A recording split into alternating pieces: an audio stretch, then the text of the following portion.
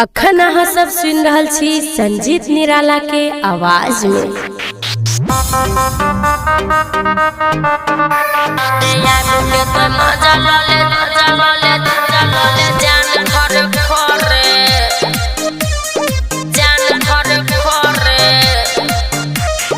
Music by DJ Umesh.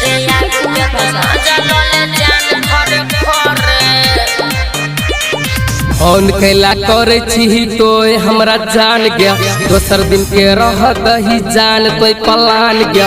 मन छटपटाई हो किया ओते नहीं उछाल गया, जवानी के गर्मी रानी कोनी दिन संभाल गया। भौजी गेल छै घास करे भयो न छै घर,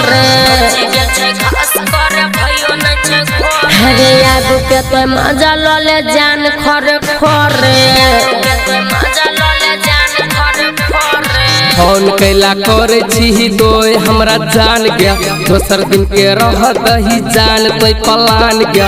मन छटपटाई हो किया ओते नहीं उछाल गया, जवानी के गर्मी रानी कोनी दिन संभाल गया। भौजी गेल छै घास करे भयो न छै घरे, आन रे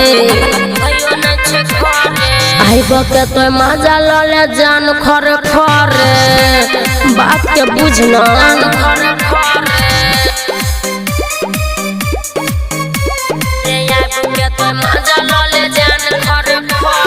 म्यूजिक बाय डीजे उमेश।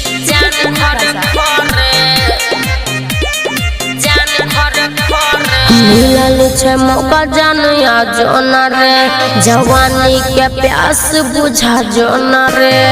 किया होय छै जान तोय ओते परेशान, मिलेला हम आबै छियो जान तोरे गाम।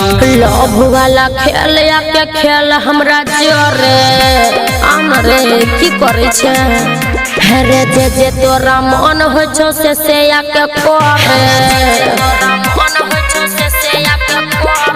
फोन कैला करे छी तोय हमरा जान गे, दोसर दिन के रहत ही जान तोय पलान गे। मन छटपटाई हो किया ओते नहीं उछाल गया, जवानी के गर्मी रानी कोनी दिन संभाल गया। भौजी गेल छै घास करे भयो न छै घरे, हरे आगू के तो मजा लले जान खरे खरे। लेट निकल आ चल रे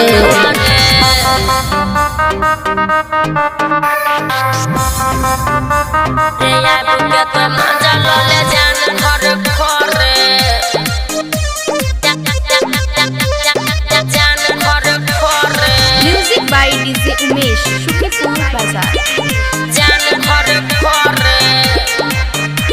संजीत निराला लले मजा भरपूर, राइटर जयराम भाग नजर से दूर। आबै छियो जान हम तोरा घरे गे, चुइस लेबो जवानी के रस तोहर गे। बेसी नहीं डरो राजा या जो हमरा घरे, रात भर मजा लौका जइहे अपना घरे, बुझली न रे। फोन कैला करे छी सुमन सोना जान गे, दोसर दिन के रहत ही जान तोय पलान गे।